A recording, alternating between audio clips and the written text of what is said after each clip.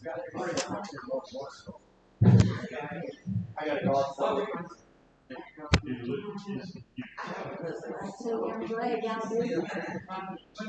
It's time for intervention Bible study. Make this opportunity to welcome everyone here, trying to do the residents. We've had a rainy old week. Still ain't looking real good outside. Anyway, thankful you're here. Hope everybody had a good week. And hopefully we'll have a good rest of the week. Oh, I'm sorry. Can you hear me now? Okay. But anyway, I hope everyone has a good rest of the week and a safe week. We're going to have rain, I think, the rest of the week. But anyway, everyone would secure a songbook and turn to page 415 and their first song this evening under the direction of Brother Runner.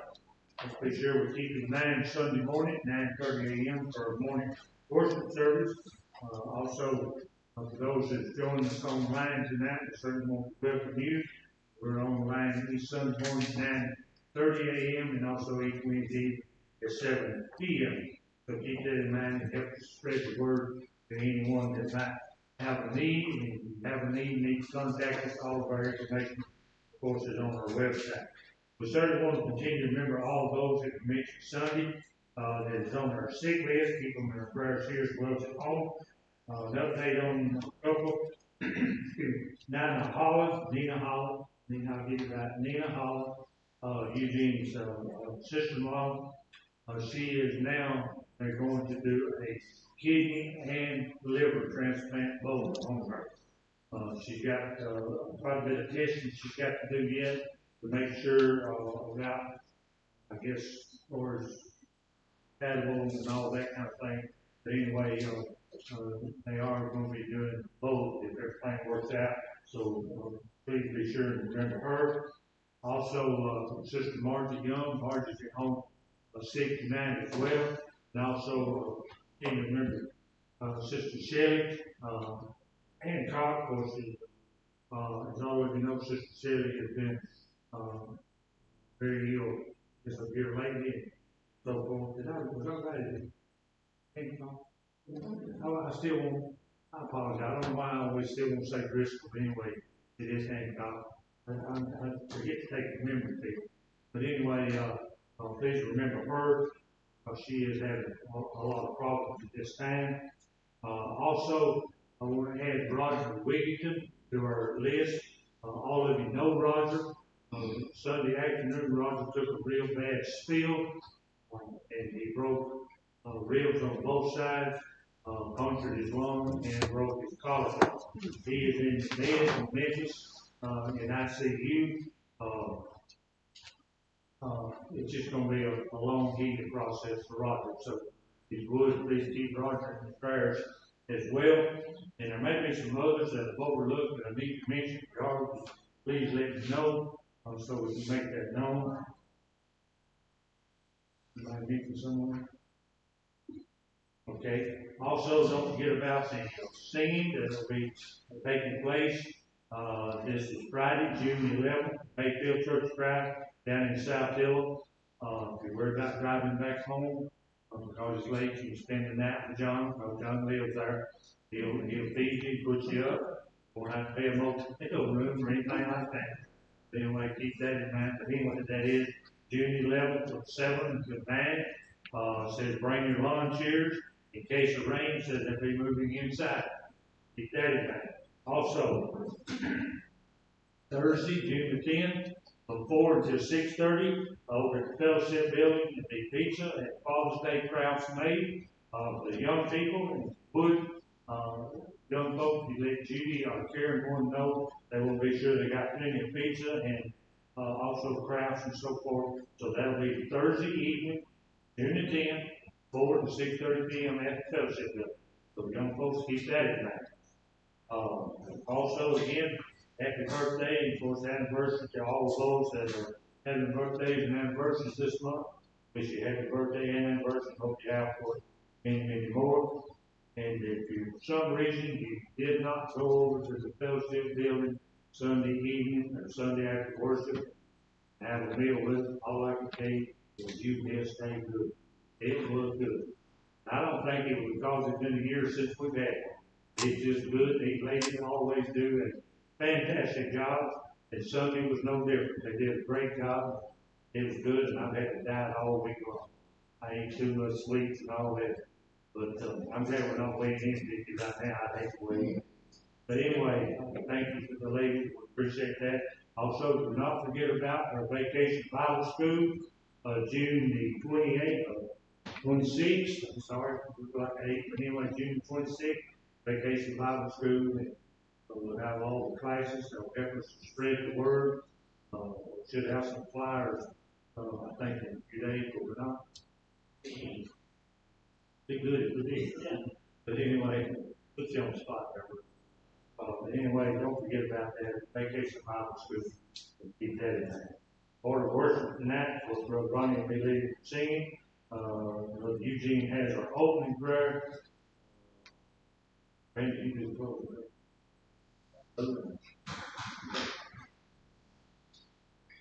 4:15.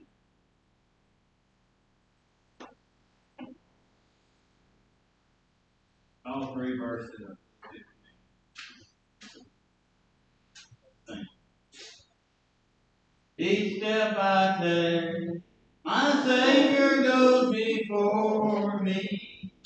Let's start off again.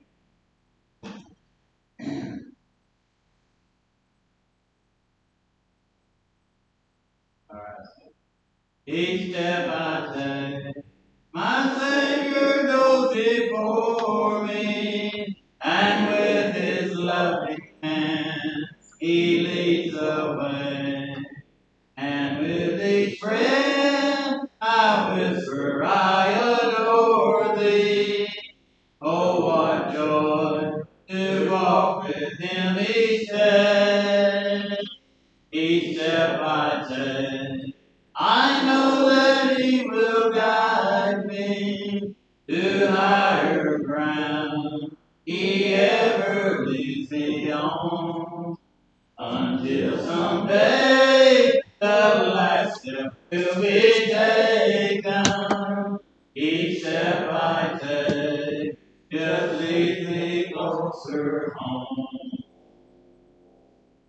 At times I feel my faith begin to waver. When up ahead I see a shadow fire, it's then I turn and look up to my Savior. I am strong when He is by my side. Each step I take, I know that He will guide me to higher ground. He ever leads me on until someday the last step will be taken. Each step I take just leads me closer home. I trust in God, no matter come what may, for life eternal is in His hand. He holds the key that opens up the way that will lead me to the promised land. Each step I take, I know that He will guide me to higher ground. He ever leads me on until someday the last step will be taken. Each step I take just leads me closer home.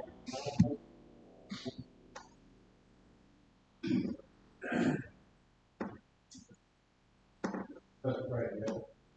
Our Father in heaven, we're so thankful for this another day that you bless us with, for our health and opportunity to help us. Set another lesson, Lord. Pray, Father, that you will be with all the teachers tonight, all the various members of the things that prepare for the hearing. Pray, Father, that we all will deliver something better together that will help us if you're alive. Pray God for all those that were sick in hospitals. Pray God you will continue to live with them. Bring them back to the most important places in for the health. Pray God this congregation God they all this strife. They can live with us to this night. Christ name we pray. Amen.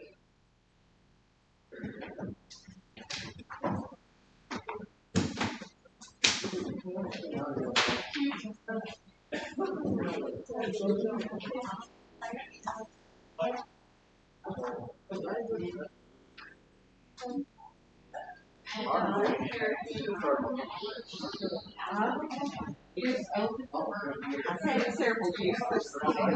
I'm just going to source it from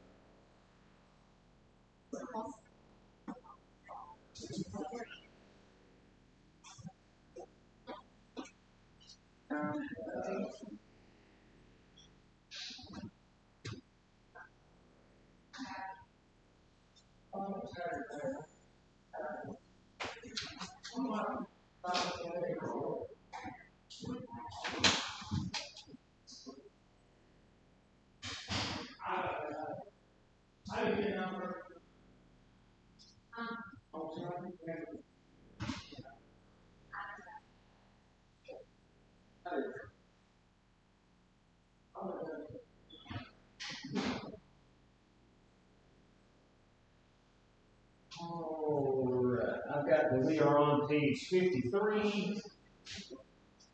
Page 53.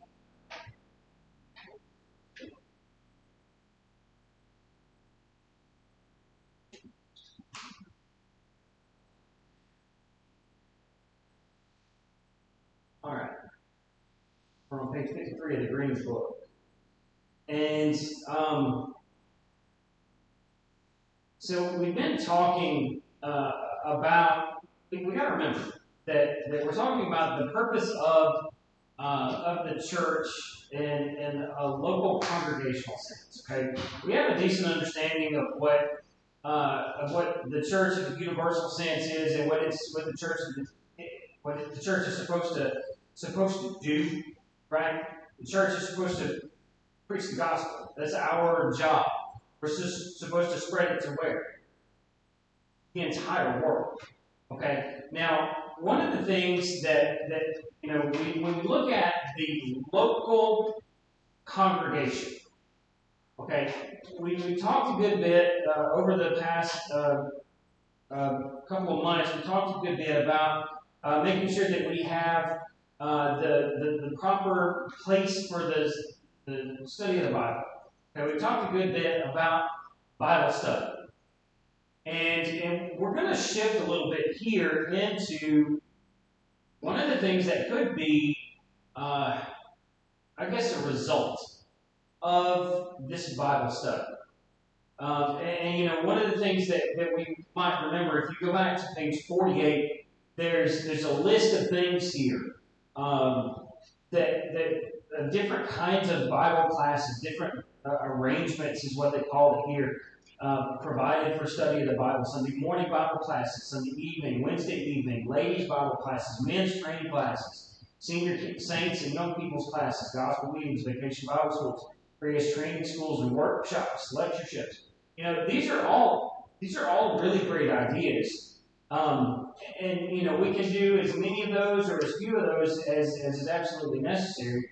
But one of the things that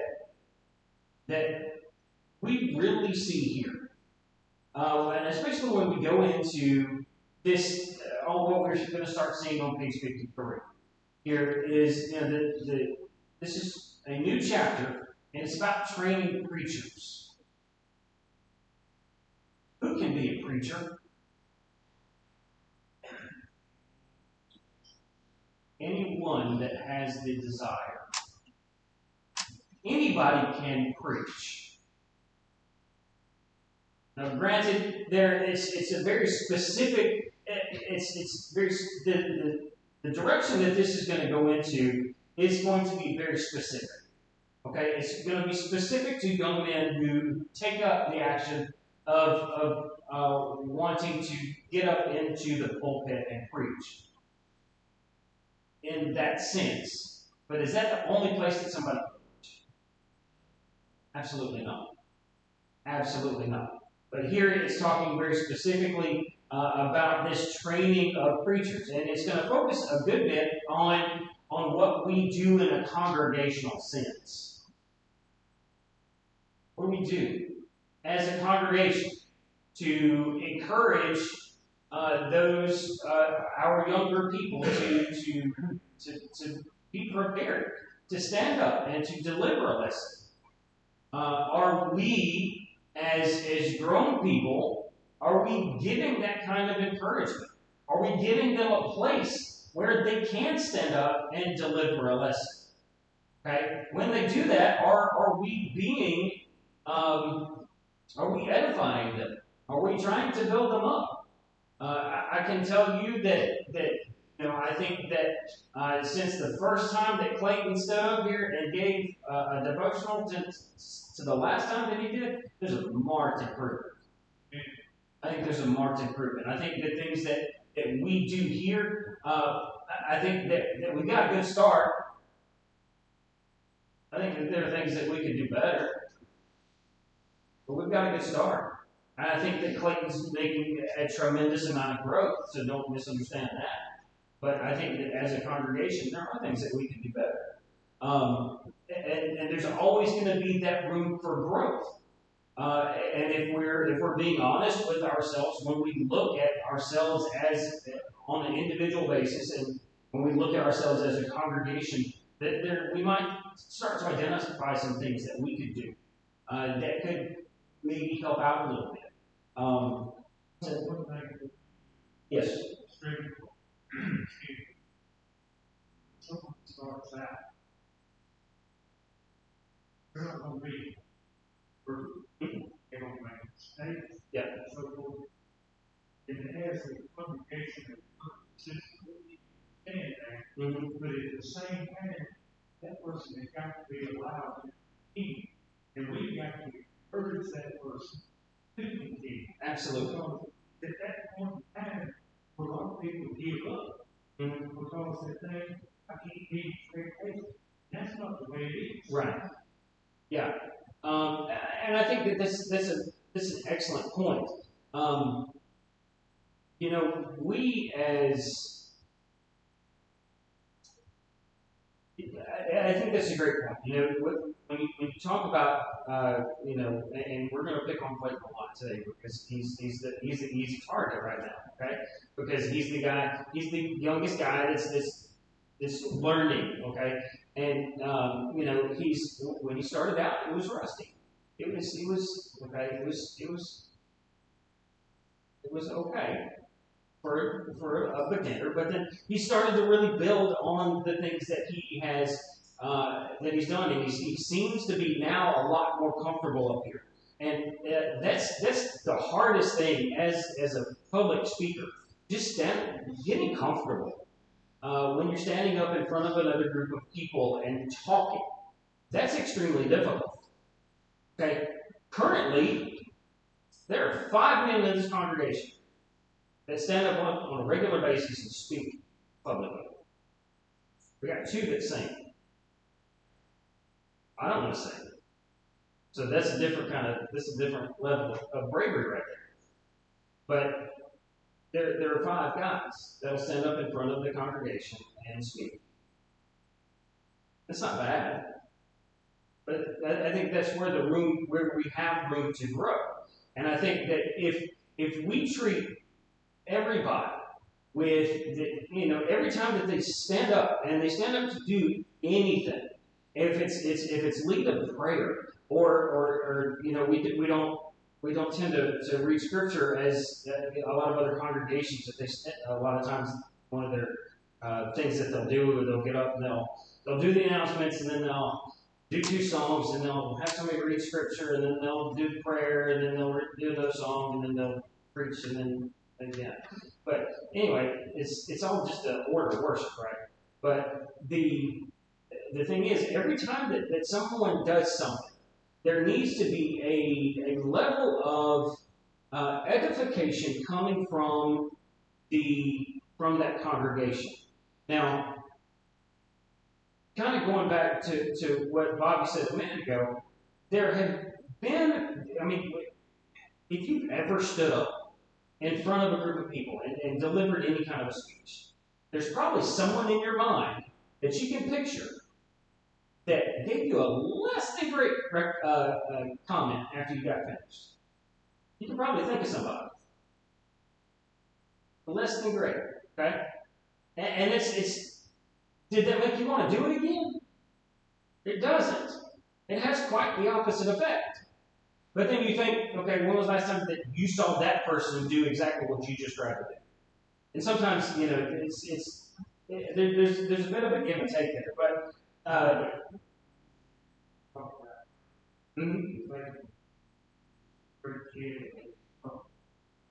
absolutely. What's that? Mm-hmm. In 3 years, I can look at you where you started, and your confidence has grown, and your ability has grown all in that time. Tremendously. Now, I still don't see it, Bob. But, do what? Maybe I do, I don't know. Maybe I do. Yeah. I'm getting older. You really do. Well, to a degree, yeah. But at the same time, there's I'm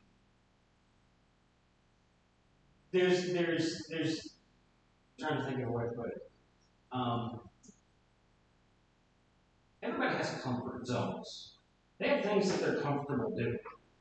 And we have to be willing at some point to step outside of those comfort zones. And I do agree that if you start to step outside of those comfort zones when you're younger, it's so much easier. That said, if you growing up, let's just throw a hypothetical out there. Growing up, you never learned how to swim. And so you're kind of afraid of water because you don't know how to swim. But then, let's say that you're, my age, a little bit older, and then you decide, okay, I want to learn how to swim. Is it going to be easy? Probably not so much. Right now, if you're Chloe can swim like a fish. But that's because, she's taken time to learn when she's younger. And it's probably, a lot of it has to do with your support system. But that really goes back to the whole point, is what kind of support system are we as a congregation? So let's look real quick. Let's look at this first, the introduction here. It says, how many preachers had the congregation where you attend turned out in the last year? In the last 5 years? What about the last 10 years? Many congregations of the Lord have been using preachers for years, but they have never been responsible for motivating or training a single one. What are some things that we as a congregation do to motivate and train preachers? And I'm not necessarily just talking about, we can tackle that in a minute if you want to, but I'm not talking about necessarily just the person stand up in front of a group of people and talk. What are some things that we do that motivate people who will go into the world and preach? What do we do? I'm sorry? Treat them like a family? Okay, that's good. That's good. What else? Listen to them while I feel them up and let them know that people will listen. Yeah, it's not everybody somebody's going to sit down, people will listen. It's gotta be strong enough to stand up to those that don't listen. Oh, no. Absolutely. That's a good one. That's a good. Okay, what else? Urge. Encouragement. That's a great one. Very good. Yeah, absolutely. We have to encourage people, right? Okay. Our Bible studies. Our Bible studies. I always I use this term all the time, and I hope one of these days you're going to get it. Probably already got it.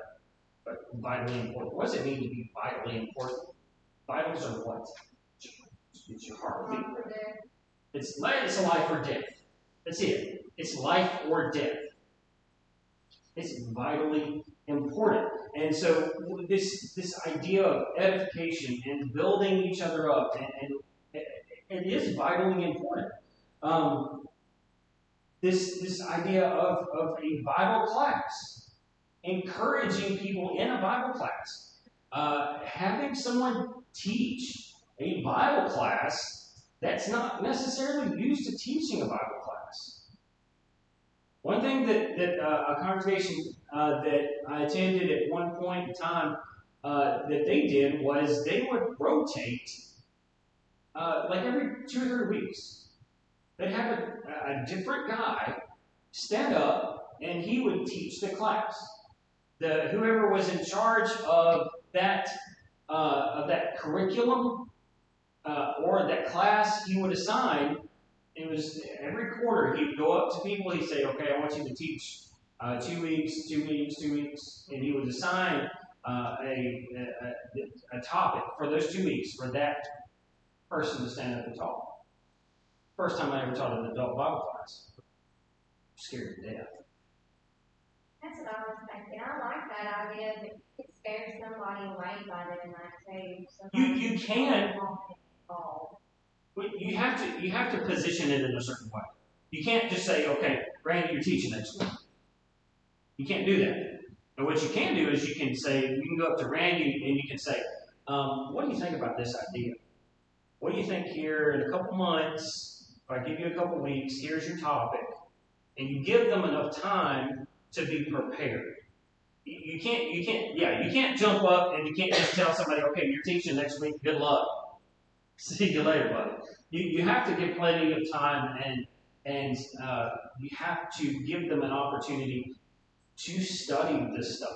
But especially if they're not used to teaching at that level, it can be terrifying. I have weeks to be prepared for it. And I feel like I really kind of over-prepared for that class. And I had one of the elders afterwards, he came up to me and he said, that was one of the most unusual classes that I've ever been to. But, I mean, he didn't mean it in such a bad way, but it was like, you reminded me of your granddad, which I don't know that my granddad ever taught Bible class, but, okay. I guess it was because I was really thorough with every point that I tried to make. Like I said, I was over-prepared. So anyway,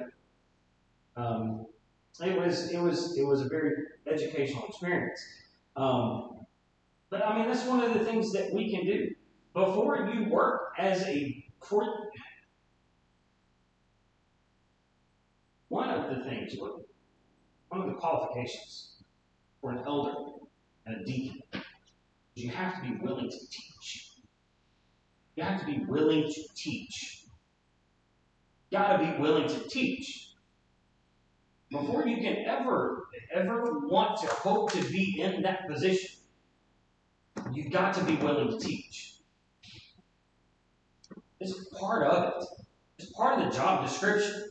You got to be able to stand up here for an hour or 35, 40 minutes, have a lesson prepared, be ready to talk, be ready to answer questions. You've got to be able to do that. And kind of on the same token, as a preacher, what should a preacher be prepared to do? Answer questions, either on a one-on-one basis or in a group setting, right? So ultimately, we kind of got away from where we're supposed to be here. In the last several decades, literally tens of millions of dollars have been spent on the erection of new meeting houses, whereas palpably little has been spent on the motivating and training of young men to preach the word. Okay, one young man expressed it this way: in the next 20 to 25 years, I see many beautiful buildings with air conditioning and carpet down the aisles, but nobody in the pulpit. This was written how long ago?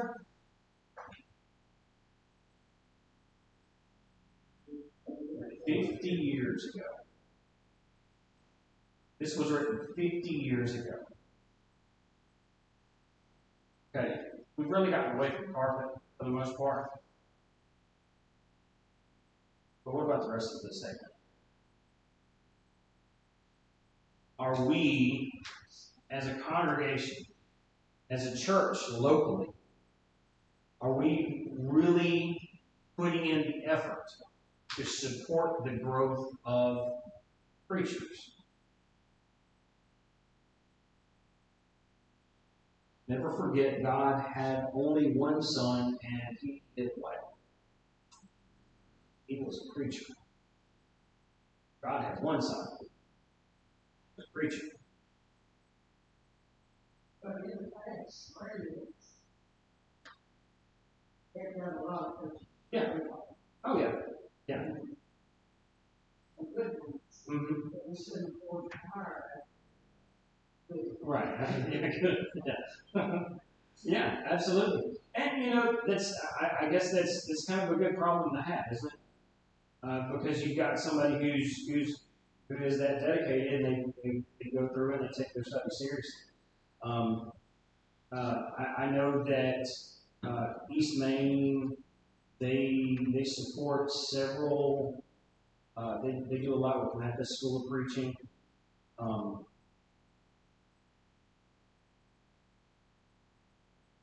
Are we supporting anybody currently?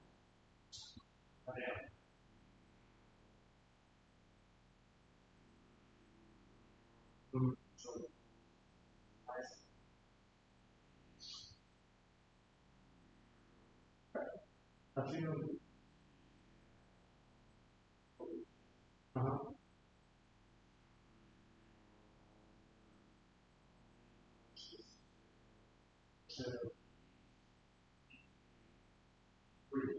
Mm-hmm.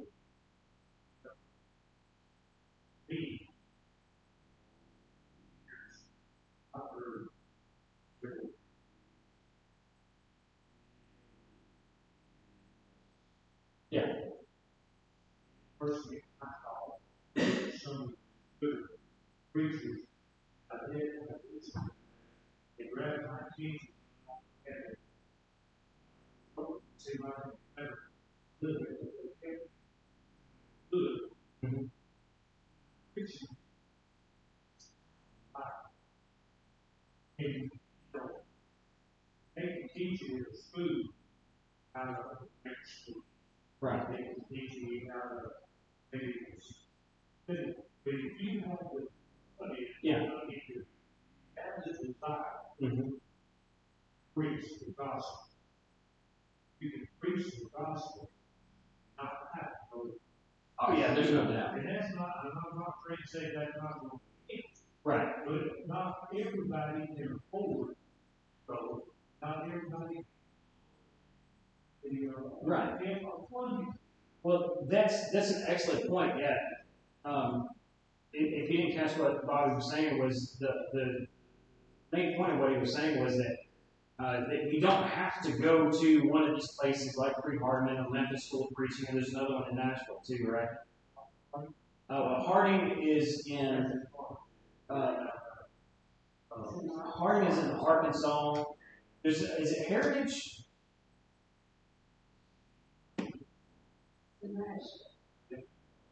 Lipscomb's in Nashville, but there's another one too that's another Christian college, but I can't remember what. I think it's Heritage. Alton?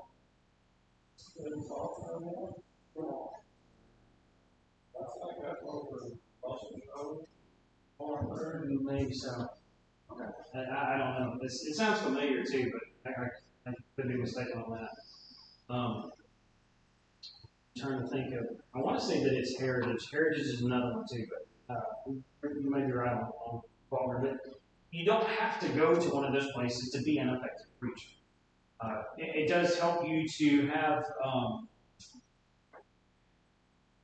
a focused time to study. It gives you, and you come out and you have a degree in Bible, which is good. Especially if you, there are some congregations that are looking for that certification, right? There are some congregations that's a requirement. You just about have to have that, or they're not going to look at you. But you don't have to go that route in order to be an effective preacher. The crisis in the church today. There are far too few young men desiring to spend their lives in preaching the gospel of Christ. Would you think that is an accurate statement? Absolutely. Yeah. There's no doubt, and I would venture to say that it's even fewer now than it was 50 years ago. I think that when you look at the 50 years ago, they didn't have the technology that we carry around in our pockets. They didn't have Twitter. They didn't have Facebook.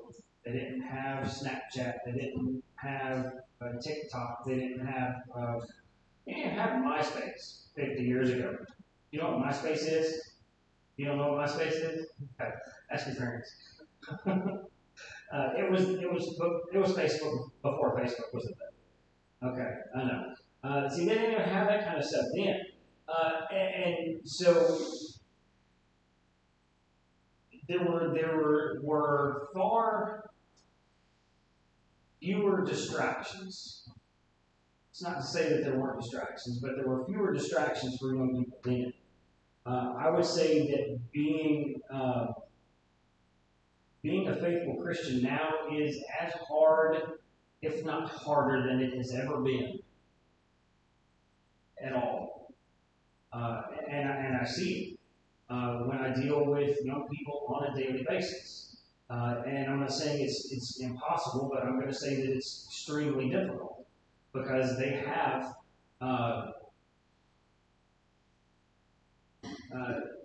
the culture that they live in is extremely difficult. Yeah. Mm-hmm.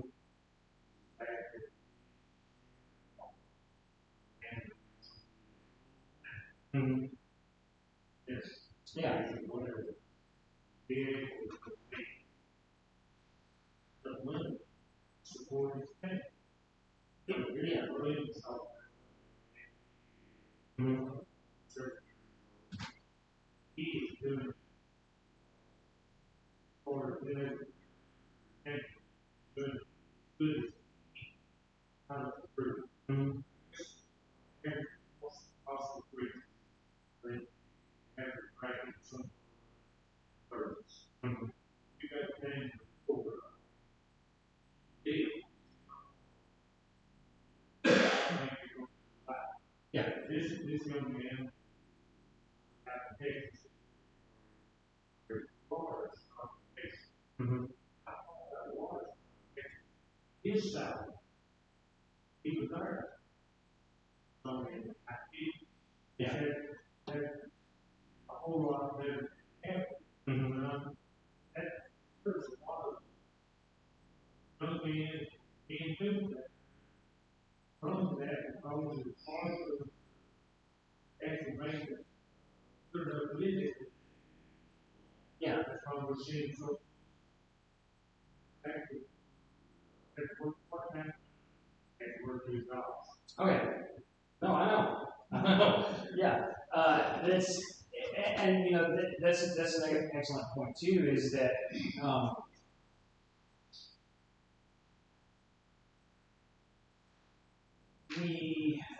I'm trying to take myself out of it because I have to look at it from personal effect. Back 3 years ago, when we had our conversations, you had asked me if I'd ever considered doing it full time, and I said that I had thought about doing it full time, but it had been a while because of those things. I knew how expensive it is to live. I knew how expensive insurance is. Those are the things that people have to take into account. And as most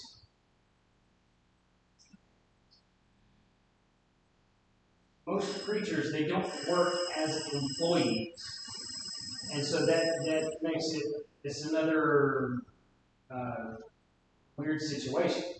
Most preachers are independent contractors.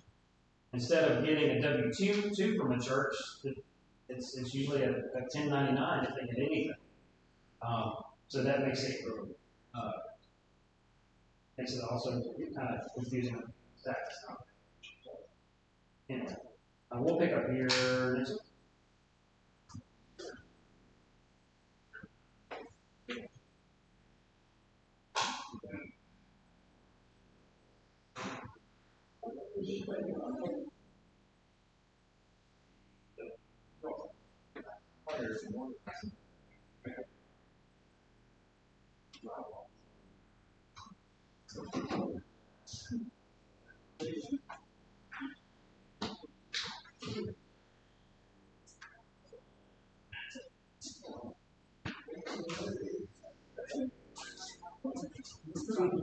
Are you just wondering, are you coming back next lesson?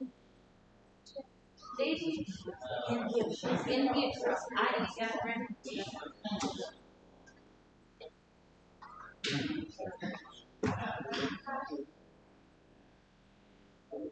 I'll have to come back around and see.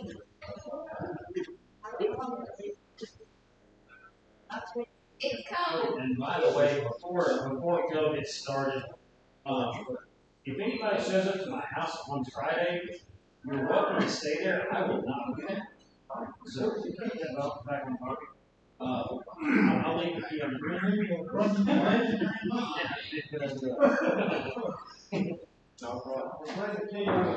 Hey, I'll do that. There are times. Yeah. There's also a fierce guard dog. She's about 9 pounds.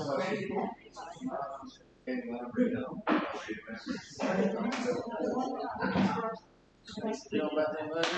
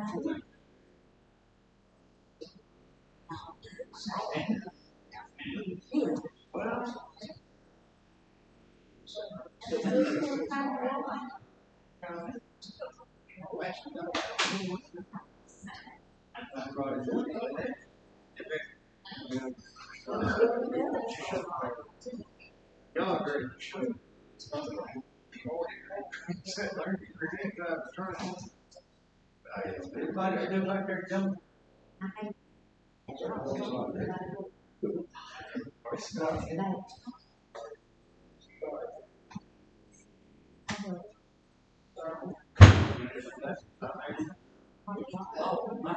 Say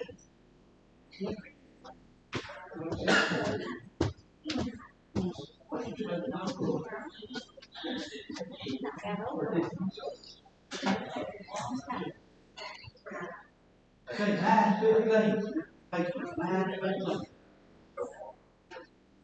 I want to remind everybody to hang around just a minute about Vacation Bible School.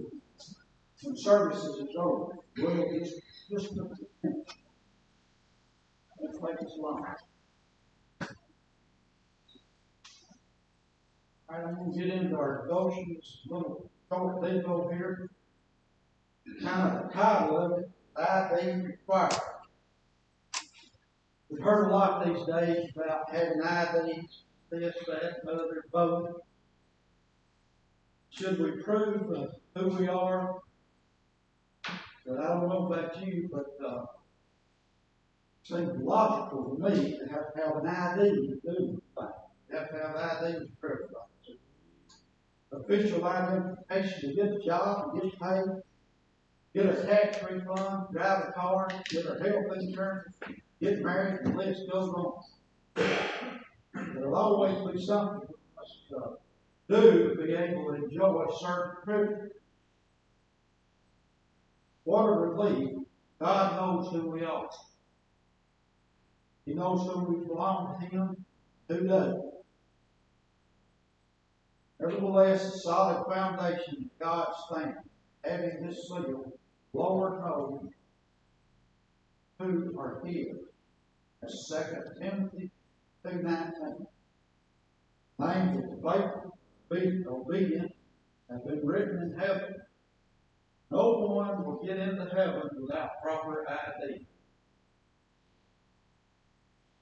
But there shall no means enter anything that's defiled and causes an abomination or a lie, but only those who are written in the Lamb's book of life. Revelation 21:27. We have been identified by Him because we became like Jesus Christ. The Lord said, I am the good shepherd. I know my sheep and am known by my own. John 10:14. But you are a chosen generation, a royal priesthood, a holy nation, His own special people, that you may proclaim the praise of Him when you are out of darkness to the marvelous light. 1 Peter 2:9. We want to get into heaven, we must have our IDs in order before Christ comes. Behold, I am coming quickly. My reward is with me, to everyone according to his work. Blessed are those who do His commandments, that they may have the right to the tree of life, may enter through the gates of the city. Revelation 22:12-14. If each one of us have our IDs in order, do not, now's the time to get it in order. So if you would, please stand and sing the confession. 9:15. Sing the first, second, fifth word. When we walk with the Lord in the light of His word, what glory He sheds on our way. While we do His good will, He abides with us still, and with all who will trust and obey. Trust and obey, for there's no other way to be happy in Jesus, but to trust and obey. Not a shadow can rise, not a cloud in the sky, but His smile quickly drives it away. Not a doubt nor a fear, not a sign nor a tear, can abide while we trust and obey. Trust and obey, for there's no other way to be happy in Jesus, but to trust and obey. Then in fellowship sweet, we will sit at His feet, or we'll walk by His in the way. What he says we will do. Where he sends we will go. Never fear, only trust and obey. Trust and obey. For there's no other way to be happy in Jesus but to trust and obey. I'd like to thank everyone for coming out tonight. And if you're visiting with us, you're an honored guest, and ask you to come back anytime you can. Does anyone have any other announcements to be made? Other than everyone stay over a few minutes to talk about Vacation Bible School. Just a few minutes. Nobody has anything else, Brother Randy? Well, first time the Father, we thank thee for faith, blessing. Thank thee for sparing our life and other lives. Father, we thank thee for thy Son, Jesus Christ, and thy world, so that we through him may have life. Father, we pray that your blessing will be upon the sick, all over, over. Pray that your blessing may be for them back. Pray that those who might be bereaved, pray that Father, we pray that blessing will be on this congregation, on one for another. Pray that you give each of us our sins, our short cycle. Pray that you will go with us, make life next to that. That's what we pray. Amen.